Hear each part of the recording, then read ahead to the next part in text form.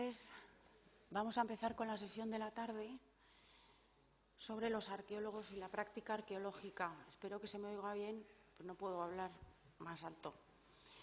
Y vamos a empezar con una sección dedicada a biografías y autobiografías con la ponencia de Jordi Cortadella de la Universidad Autónoma de Barcelona. Biografías y autobiografías. Historia de la arqueología o vida de los arqueólogos ilustres. Le paso la palabra. Gracias. A diferencia de la historia de la arqueología, la biografía es un género antiguo. Podríamos decir que es tan antiguo como el ser humano. En la muerte de un individuo, que menos que recordar lo que ha hecho, sus hazañas, dentro de lo que sea posible, una loa fúnebre. Evidentemente, como profesión, los arqueólogos también han recordado a sus muertos, han recordado a los arqueólogos ilustres que les han precedido. Por tanto, la historia de la arqueología, entendida como historia de los arqueólogos, tiene objetivos profesionales. Toda profesión, los médicos, los abogados, recuerdan a los suyos. Historia de la propia profesión para defender, justificar una escuela sobre otras, comprender a un autor, explicar la génesis de sus obras, de su pensamiento, analizar la estructura académica o administrativa de la propia profesión, el oficio de historiador, aunque a veces también se puede convertir, y también es interesante, en un anecdotario de comportamientos originales. Pero el arqueólogo tiene que recordar, y lo sabe, que las biografías, los bios, y el género autobiográfico tiene su historia. Fueron géneros autónomos desde sus inicios. Se desarrollaron paralelamente a la historia política y, en teoría, no se confundían con ella. Podemos hablar que se acepta que la Apología de Sócrates, obra de Platón, es la primera biografía que se conserva, aunque los arqueólogos, aunque los asiriólogos, como siempre, nos podrán recordar que alguna inscripción real asiria o babilónica también puede ser considerada una biografía o una autobiografía. En eso no entro. La ética de Aristóteles sería el fundamento teórico de esas bios griegas, la que tuvo el fundamento teórico que tuvo mayor éxito de todos estos bios. Las cualidades del carácter de un individuo nacían de una estricta formación iniciada desde su más tierna edad, decían los peripatéticos. Ser libre, para ellos, significaba enfrentarse a una elección moral permanente. Antecedentes de esta apología de Sócrates o de las biografías aristotélicas son los panegíricos y elogios fúnebres, el Agesilao de Jenofonte, el Evágoras de Isócrates, la novela, esa extraña novela biográfica como la Ciropedia de Jenofonte, la misma Anábasis de Jenofonte, que no deja de ser una autobiografía. Para no extenderme más, todos tenemos presente la vida de los 12 Césares de Suetonio, esa descripción sistemática y estática de una personalidad, o las vidas paralelas de Plutarco, que sigue un orden cronológico de la vida del individuo y la determinación moral, la disciplina, el ejercicio que ha seguido, que ha marcado su carácter. En la práctica, no obstante, no era tan evidente distinguir entre una historia política militar centrada, por ejemplo, en un rey o la biografía de ese rey. Aunque para el lector aguzado existen claras diferencias entre, por ejemplo, el Nerón de Suetonio o el Nerón de los Anales de Tácito. Básicamente, en este caso, la biografía vilipendia al individuo. Nerón es un monstruo, mientras que Tácito hace una crítica barbada no a la persona, sino a la institución imperial. Pensemos a veces que algunas críticas de algún arqueólogo o ilustre o no ilustre, lo que esconden es una crítica a la escuela del arqueólogo, o porque no nos atrevemos a criticar a su escuela, a su pensamiento, criticamos a la persona. Pensaba en el dinero, era un crápula, maltrataba a sus becarios, cuando en el fondo lo que no estamos de acuerdo son con sus ideas. Esto es la contraposición Suetonio-Tácito, aquí sería pertinente. En el momento de hacer una historia de un saber, de una disciplina, de un oficio, por ejemplo, la historia del arte, nos viene a la mente la primera historia del arte considerada así, que es la obra de Plinio el Viejo, inserida en los 3 últimos capítulos de su Historia Natural. Esta puede considerarse lo más parecido que en la antigüedad hubo a una historia de una disciplina, en este caso el arte tan ligado a la arqueología en el sentido de la arqueología clásica. Los textos de la historia del arte de Plinio, incluidos en su Historia Natural, se hallan en los 3 últimos capítulos, como decíamos, 33, 34, 35 y 36, y están dedicados al estudio de los metales, los colores y las piedras, respectivamente. El libro 34 está dedicado a la estatuaria de bronce y establece la sucesión de artistas sin seguir el estricto orden cronológico, sino la calidad de las obras. Agrupa así a los artistas por grados de importancia, de mayor a menor, y solo después, dentro de cada grupo, se introduce un orden cronológico en el caso de los más insignes y un orden alfabético en el resto. Órdenes parecidos siguen el libro 35 y 36. Siglos después, bastantes siglos después, la obra de Giorgio Vasari, le vite dei più eccellenti pittori, scultori e architetti italiani da Cimabue ai tempi nostri, Florencia 1550, puede considerarse con más razón la obra inaugural de la historia del arte. Aunque se trata de un copioso catálogo de biografías de artistas, de hecho, representó la primera aproximación al entendimiento y valoración del arte desde su naturaleza dinámica. A través de las biografías de los artistas, Vasari expone su teoría del arte como un proceso evolutivo. Para ello, no dudó en novelar y subrayar las características excepcionales de los artistas, que podrían ser también arqueólogos, y algunas anécdotas, mezcladas con razonamientos de alto valor teórico.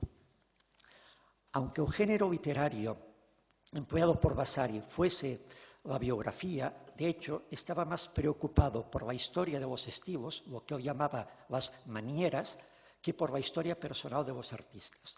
Pero no hay duda de que el padre de la historia del arte moderna fue, sin duda, Johann Joachim Winckelmann. Como Vasari, también partía de un concepto evolutivo del arte, en el que distinguía orden, origen, desarrollo, transformación y decadencia. Pero su mérito residía en el abandono del esquema biográfico y en el empleo de una metodología a la vez descriptiva e interpretativa. Para Winckelmann, la historia de los artistas no tenía interés. Él no hace biografías. Su objetivo radicaba en comprender la obra de arte por ella misma, como manifestación de la cultura y la sociedad de un momento histórico determinado.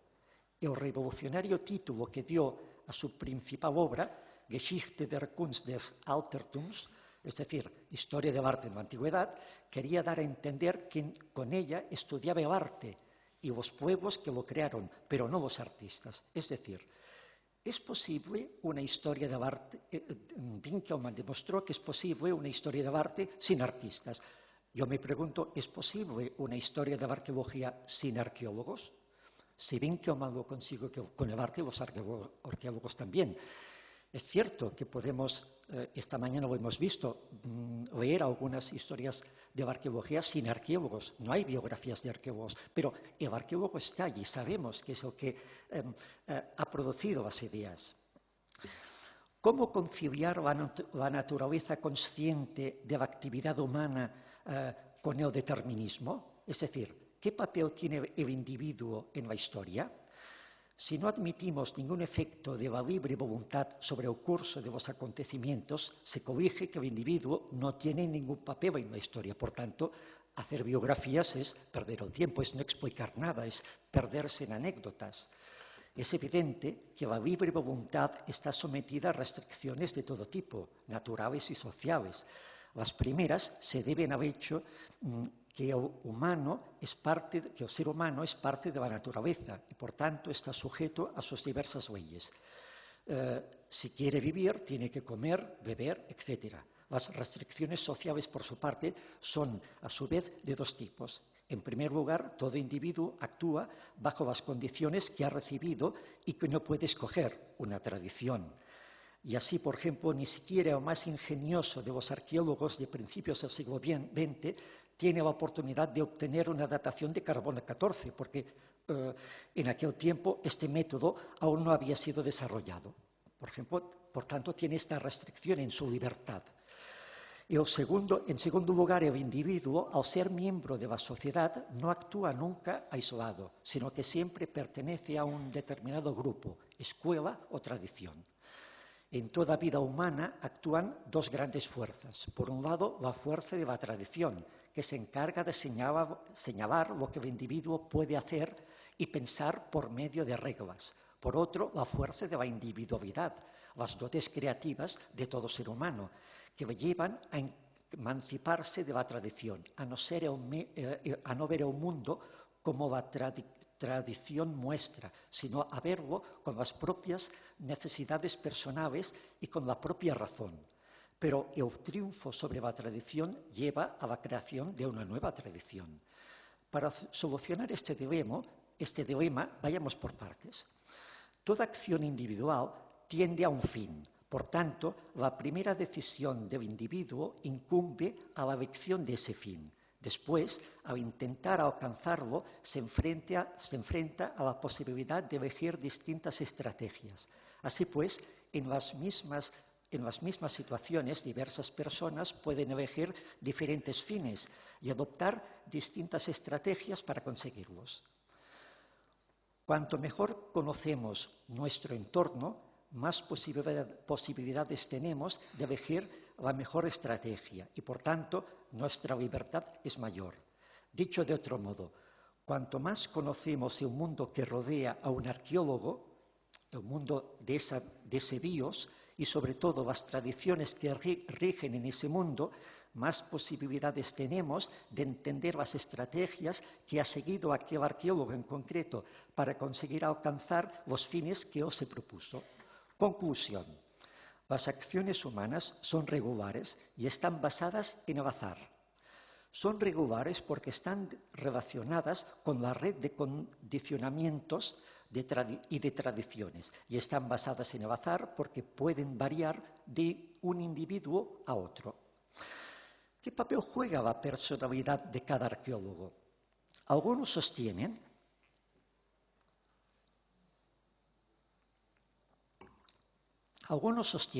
que no es esencial saber qué individuos aparecen en el escenario de la historia, ya que, de cualquier modo, las regularidades históricas encontrarán siempre un instrumento de acción en un individuo, sea cual sea. Así, por ejemplo, aunque Bosch-Gimpera no hubiera ido a Alemania y allí decidido cambiar su vocación filológica por la arqueológica, su papel habría sido interpretado por otra persona.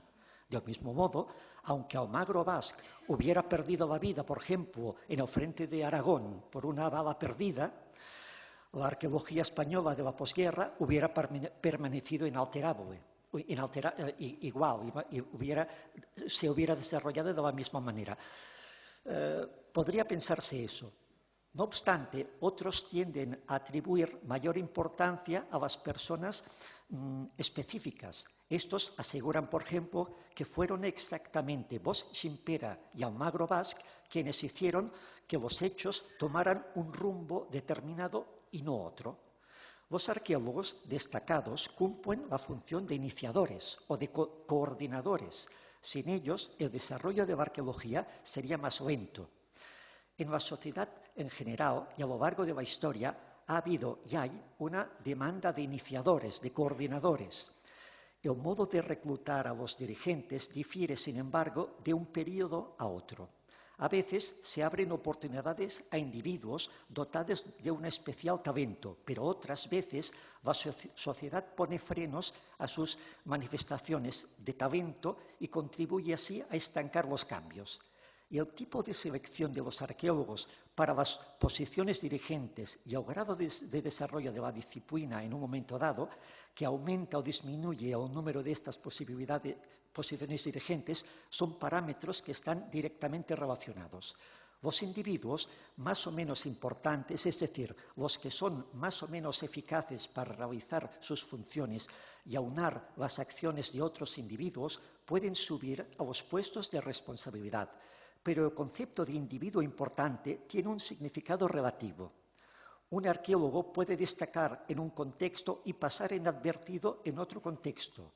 El hecho de que destaque o no se debe normalmente a la existencia de condiciones específicas que le sean favorables.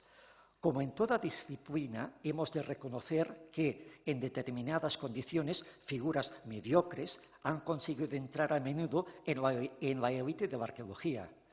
Las condiciones que favorecen la aparición de un individuo son la labor de la sociedad como un todo, y más aún, este individuo se desarrolla en el curso de las acciones, pues es absurdo creer que un individuo está totalmente formado antes de comenzar a actuar.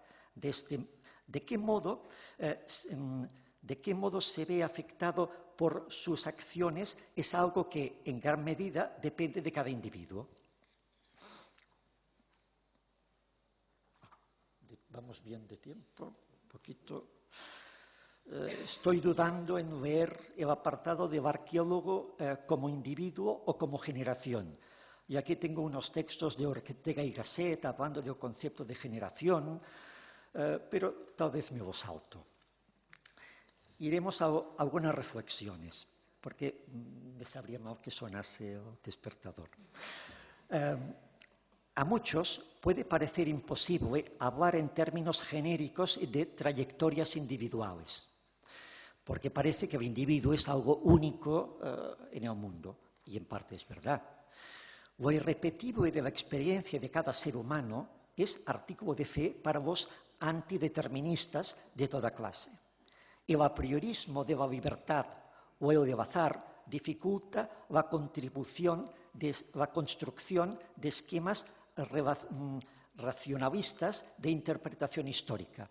Pero si todo se basa solo en los caracteres del individuo y en la libertad personal, no hay de qué sirve estudiar la historia, porque es un cúmulo de azares. Una trayectoria humana comporta siempre una maduración. Muchos arqueólogos y muchos participantes de otras disciplinas científicas, tal vez la mayoría de ellos, han visto y ven estas trayectorias como una cuesta empinada, pero recta. Un camino que arranca de certezas heredadas de los maestros, transita con seguridad a base de la acumulación de trabajos empíricos y lleva al descubrimiento de nuevas parcelas de verdad que pueden ser agregadas al conjunto de los conocimientos positivos. No se presentan así las cosas en todos los casos, ni mucho menos. Cuando analizamos algunas trayectorias individuales, es decir, cuando analizamos algunas biografías a fondo, observamos a menudo que lo intrincado del camino y la precariedad del saber adquirido se manifiestan con nitidez de manera consciente. De ahí que en muchas autobiografías observemos que, al no estar cómodamente instalados en una ortodoxia, al no poder gozar del descanso que proporciona un paradigma compartido por muchos, la preocupación metodológica de algunos arqueólogos singulares pasó a un primer plano y por eso innovaron. Mediante la autobiografía, el autor no siempre busca justificarse ni generar la simpatía del público, sino que puede querer contextualizar sus propias acciones, sus publicaciones y su ideología en el marco histórico que le tocó vivir.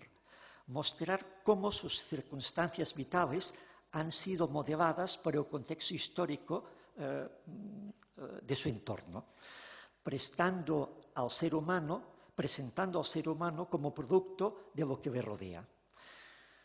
Las biografías arqueológicas pueden ser un medio para explicar las obras, la metodología, las ideas y el pensamiento de los arqueólogos. Pueden ser un medio también lícito para estudiar las estructuras académico-administrativas de la disciplina. Pueden suponer un medio para defender o justificar una escuela de pensamiento sobre otras. También pueden ser un conjunto de anécdotas y de comportamientos originales. Todo ello es interesante. Y es en cada caso que debemos valorar y aceptar el tipo de biografía que se nos presenta. Con estas pequeñas reflexiones incluidas en la ponencia, no pretendo ser original. Estas reflexiones son un simple cóctel de ideas, no un destilado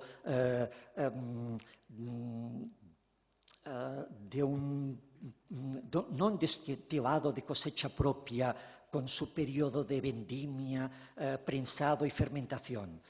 Se trata de ideas recopiladas de pensadores ajenos, sin otro mérito que el de saberlas combinar con mayor o menor acierto para que el resultado final sea placentero al paladar. En las actas encontrarán la receta exacta de donde he extraído estas ideas, pero ya les avanzo que son 3/4 partes de Topolsky, 2 partes de Momillano, 3 gotas de Julián Marías, unas rodajas de Ramón Grau y algún ingrediente secreto que básicamente es agitar y no revolver. Muchas gracias.